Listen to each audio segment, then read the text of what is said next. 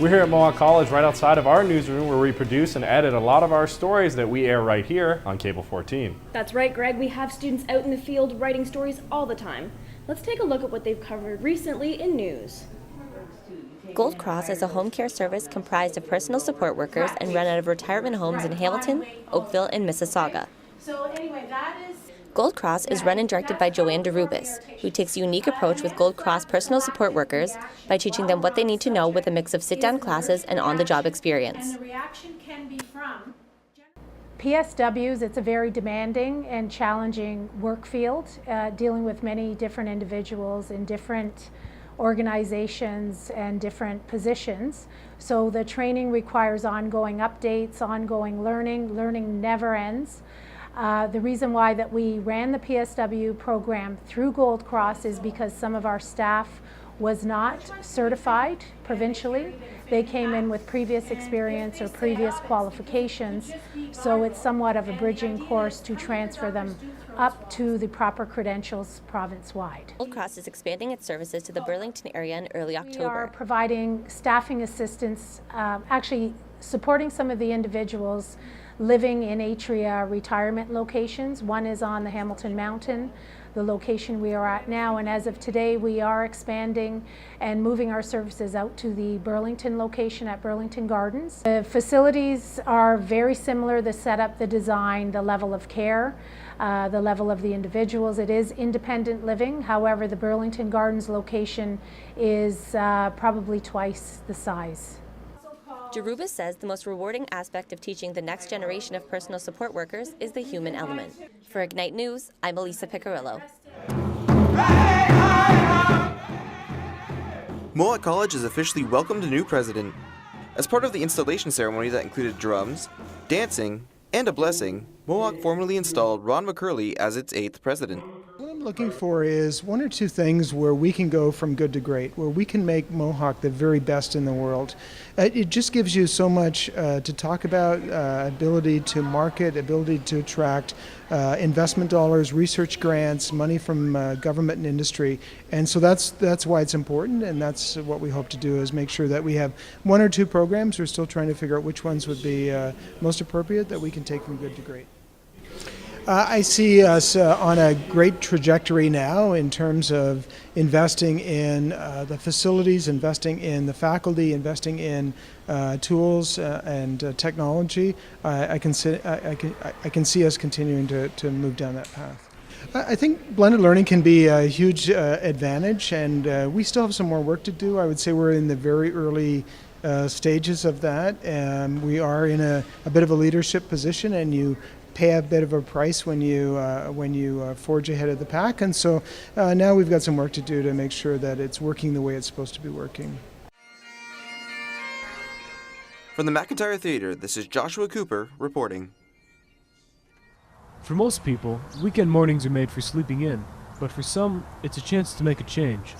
This past Saturday, Hamilton was home to the 3rd annual Kids for Kenya Toilet Run, a charity organization founded by Paul Treblecock. I'm the founder. I started this, and then I teamed up with a bunch of people, and here we go. This is year 3, and we're blowing the roof off it. A friend of the family, Johnny Smith, he has this group called Connecting Countries Adopt a School, and what he does is he goes around to different schools, and they fundraise at the schools, and then they go back and build latrines at schools in Kenya. We started in 2005 as a project at school. We had 3 latrines built. Now we have built 127. Originally, when we were a school project, we had 3 schools. Now we have 9 in Kenya. The race began with a bang, consisting of 1K, 2K, and 3K runs for different age groups. Parents and children alike both appreciated the positive atmosphere. A friend of mine, her kids are about the same age, and she put up something on Facebook about it, so I immediately sent her a quick note back and got some details, and I searched it out, and my daughter was absolutely thrilled and excited. She's been looking forward to this for weeks now. Did you like racing? Yeah. Yeah? It was really fun. Do you like to race for fun, or did you just do it for this? I do it for fun and for this, because I like raising money for certain things. The emphasis on community involvement is also quite welcome. It's a whole community effort, and I really think it's totally wonderful. It's just a great community event, and the kids come here and they have fun, and they usually bring back 4 of their friends next year. With more than their expectations met, the Kids for Kenya Toilet Run once again proved itself a force to be reckoned with. Reporting for Ignite News, I'm Ben Diamond. Now, Greg and I are here outside of Mohawk's campus radio station, 101.5 The Hawk. They play some pretty good music, Greg. That's right, and if you're looking for something a little out of the ordinary, Kareem Mosna might have what's just for you. After a summer hiatus, Cafe Chalice is back on Mohawk College's radio station, 101.5 The Hawk. Basically developed a format that lets me play whatever I really like in the first hour, hence the cafe part. And then in hour 2, we break out the chalice. Break out the chalice. Break out the chalice. You always say that. Yeah. What's he talking about? We break there? out a chalice, which is it's a smoking device made out of a coconut in Jamaica. So we break out the chalice and we play fine roots rock reggae music, which can even slip into more dubstep, iration, stepa, and that sort of music. Matthew Tansley is a campus radio veteran. He started in 1996 at McGill University in Montreal and has been broadcasting at Mohawk College since coming here to study journalism in 2000.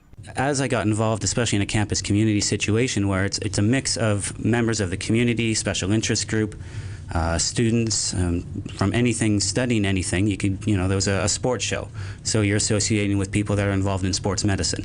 There's a law show, so you're associating with lawyers. There was a medical show, so I was associating with doctors. Coming and going into the station, we had the reggae show, we had the calypso show, we had the Latin show, we had the African show, we had everything. Every community was represented on this radio station. The techno, the hip hop.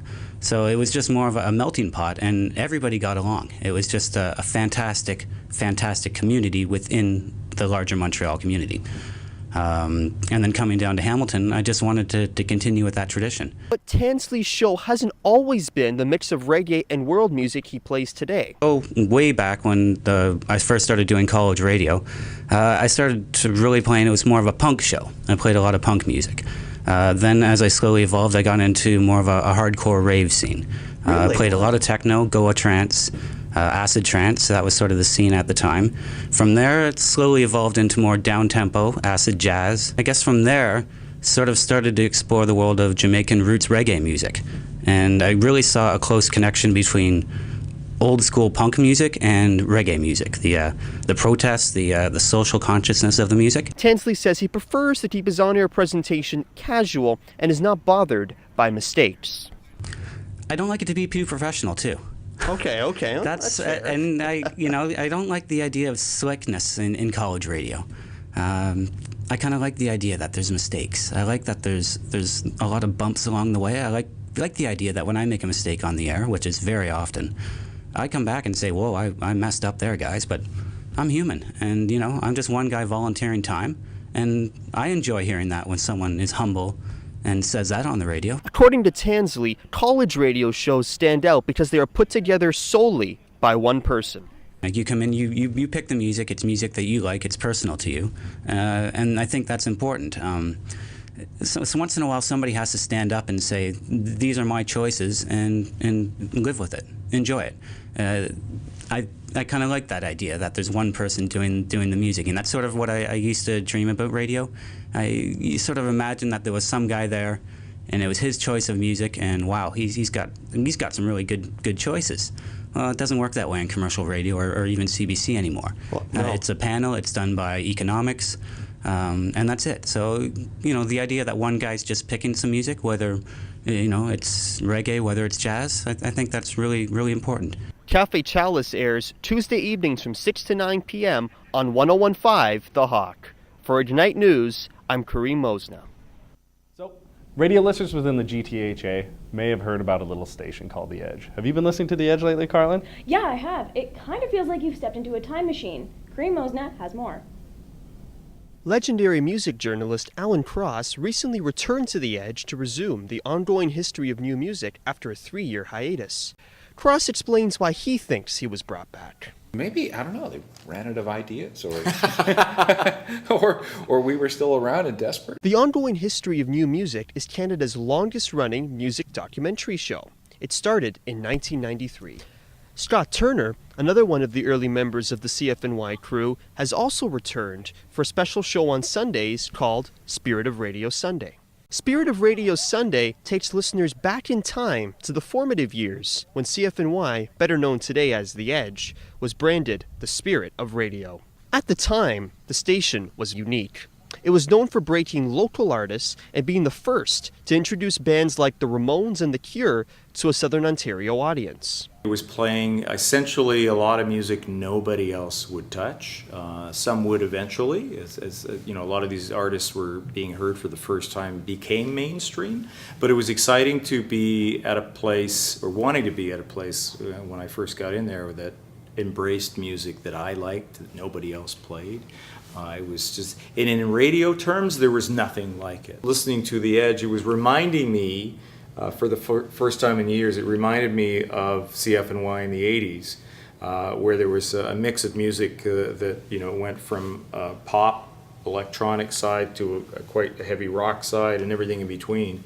And I think for a number of years, The Edge had become more of a rock station. And by the music that was coming out, I think the music had changed. What was alternative music has changed. So I thought, you know, this might be a good time to bring back some of that music. But getting the show approved came down to timing and the right management. I think a lot of people had the idea. I think it was sort of, hey, that would be a good idea. But I think it amounts to the right management, people that see it that way. And I think it's just the timing happened that way. Timing is everything. Cross explains that the stories behind the music keep radio relevant in today's connected world where a song is only a click away. Streaming music service cannot tell you why a song, an artist, a scene, an album, a genre matters. You need somebody to tell you the stories to make the music come alive.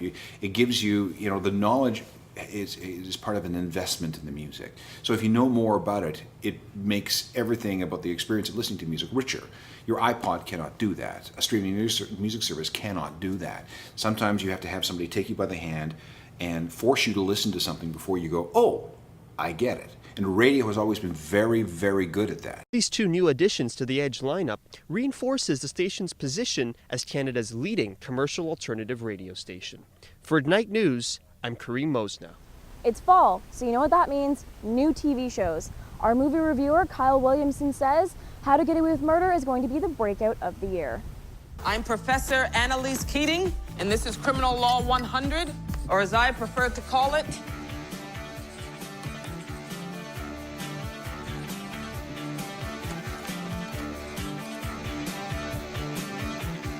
How to Get Away with Murder.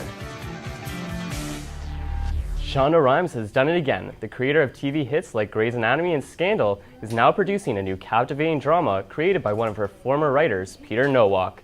How to Get Away with Murder is spectacular, or at least has great potential. The pilot opens with 4 people trying to decide what to do with the body they just murdered. We then flash back 3 months earlier to the first day of law school. This is where our 4 to-be murderers meet in Criminology 101, or as Professor Annalise Keating, played by Viola Davis, likes to call it, How to Get Away with Murder. The premise of the show is interesting. Through class, these 4 students learn the legal standpoint of how to get away with murder.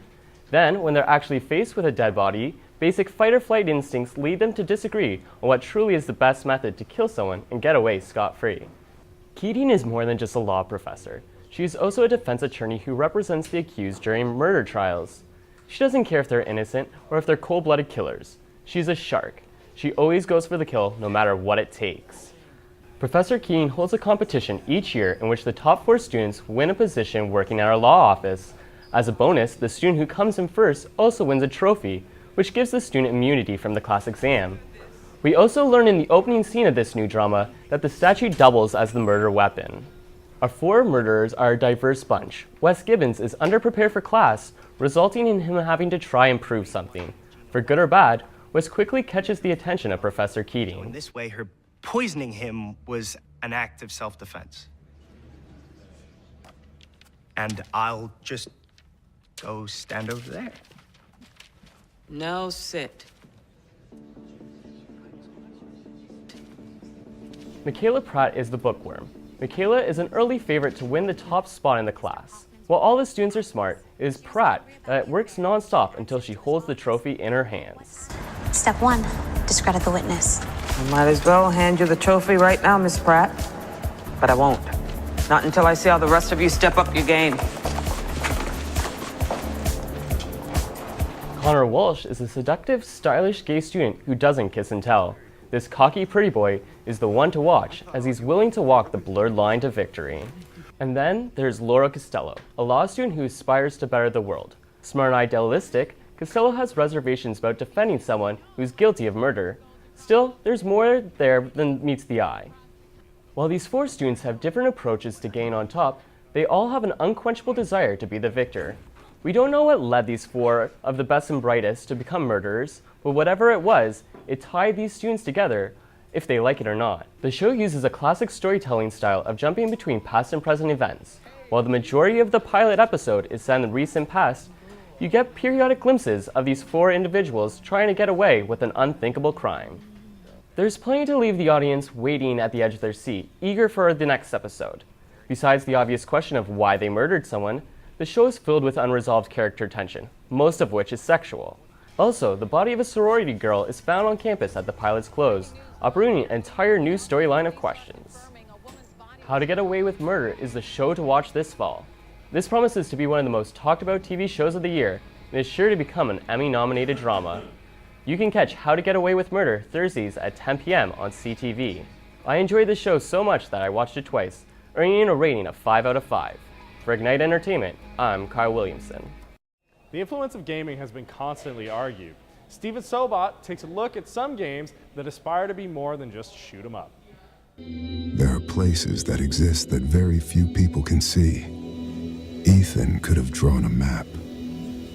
I hadn't entered Red Creek Valley yet, but already I could feel its darkness reaching out for me.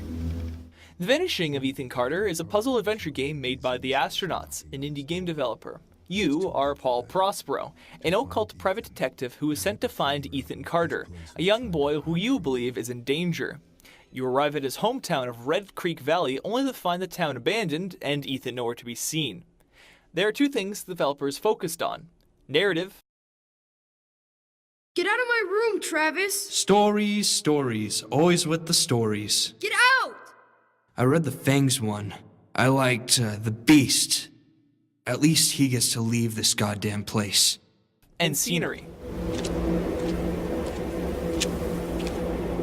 The story is told through pages written by Ethan. Whenever you enter a notable location, like a house or cemetery, there's usually a short story written on a piece of paper. You then have to explore the location for objects pertaining to the story. And then there's Paul's paranormal abilities. Throughout the game, you find objects that you can inspect. Words float around the object, giving hints as to what the object may have been used for. Sometimes the object points you to a relatable set piece, which can help you solve the mystery at hand. For example, you come to a cemetery to find a dead man who was stabbed in an open crypt. As you explore the cemetery, you find some weird stuff like piles of dead crows, blood sigils, and ceremonial blades. You then realize the man is actually Ethan's uncle, who is planning to seal him in the crypt.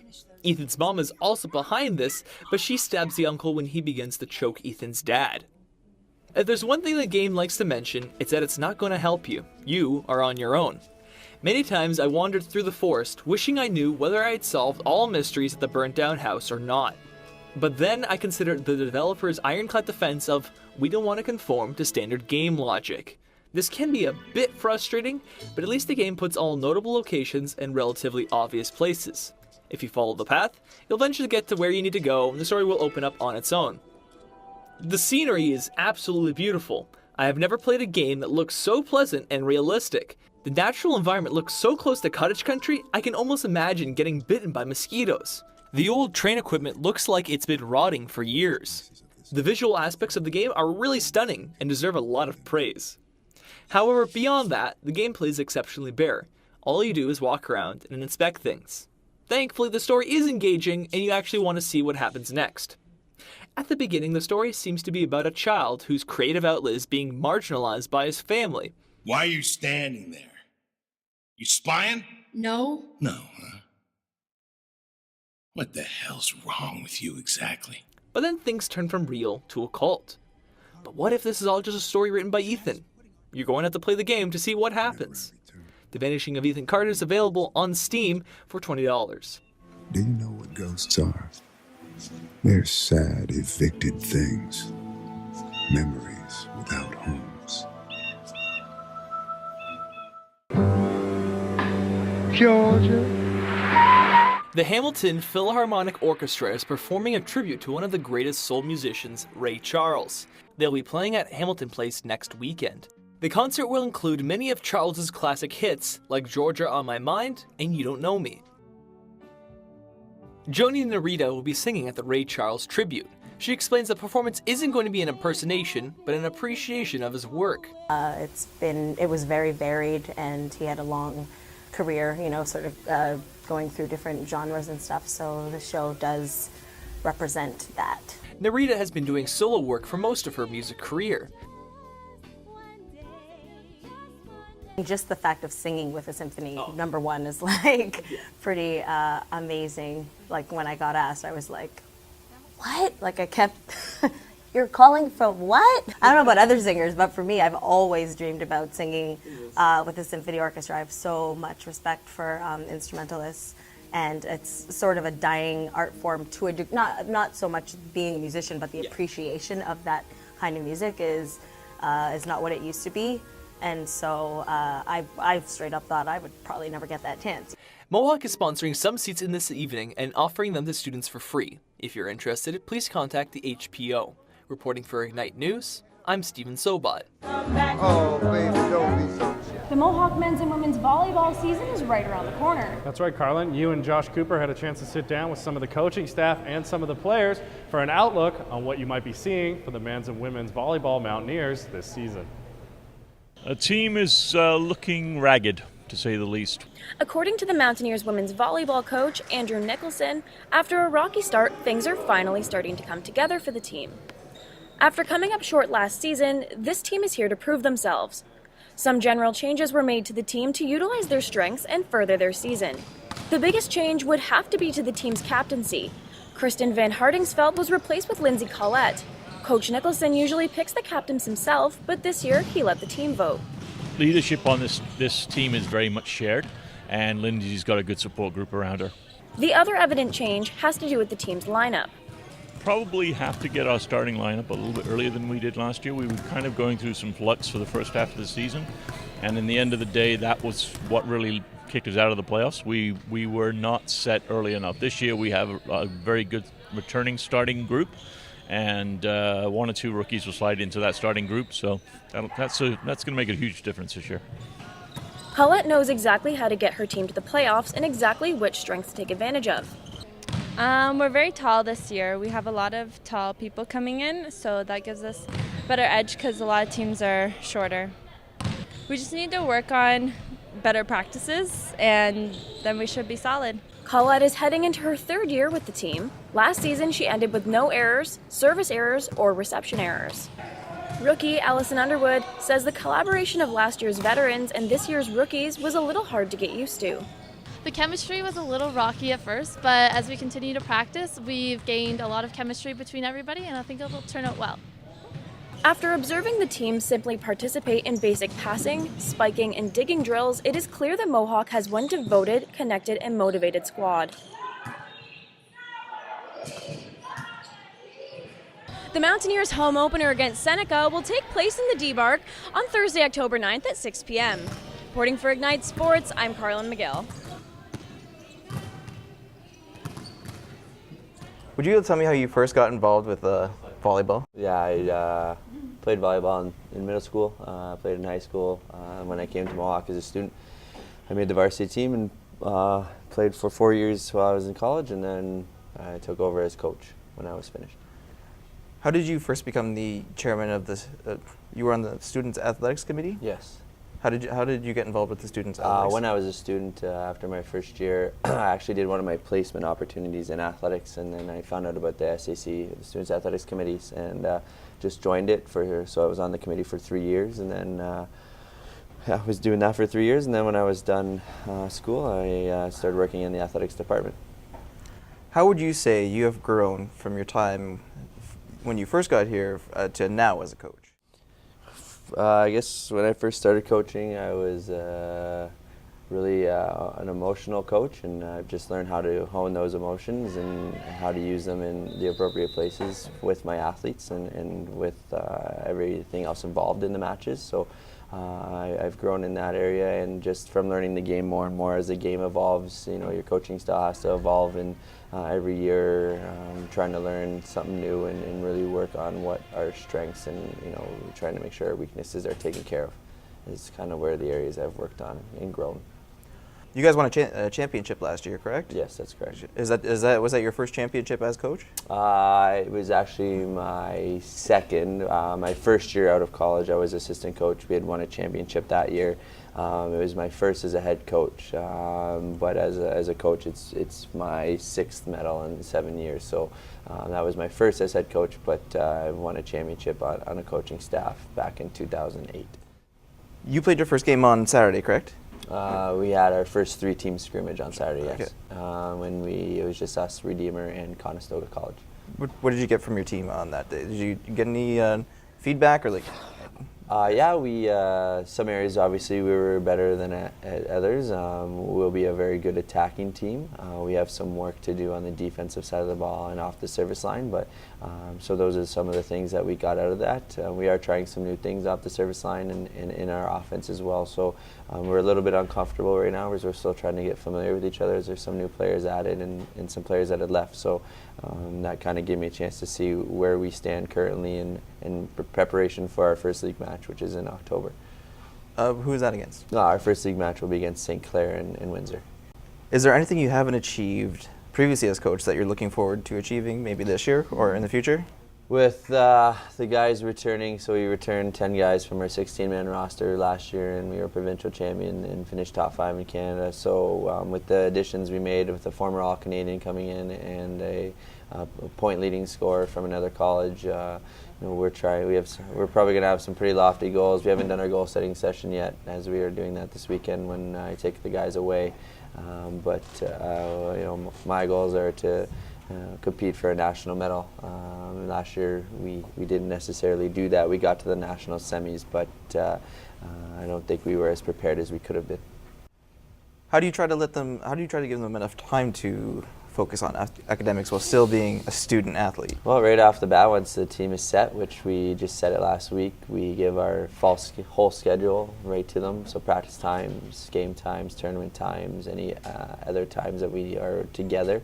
And their job now as young adults is to manage their time appropriately. They've made a commitment to, you know, academics, but they've also made a commitment to athletics, so they are in a position now to manage their own time accordingly, and we have them on an academic program that provide, you know, where they need to provide me with teacher signatures that they're at class and what they're learning in class, and it's been very successful for us, so it works. You know, it is time consuming and they do have to make some sacrifices personally, but the expectation is that they're managing their time accordingly and appropriately. Well, thank you very much for your time, man. Thank you. Thanks for watching this week's episode of Ignite News. I'm Carla McGill. And I'm Gregory Rosser. Thanks for watching.